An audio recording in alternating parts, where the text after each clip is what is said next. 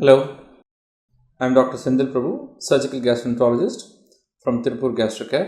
இன்னைக்கு நம்ம பார்க்க போகிற டாபிக் வந்து பர்பிங், அதாவது ஏப்பம்.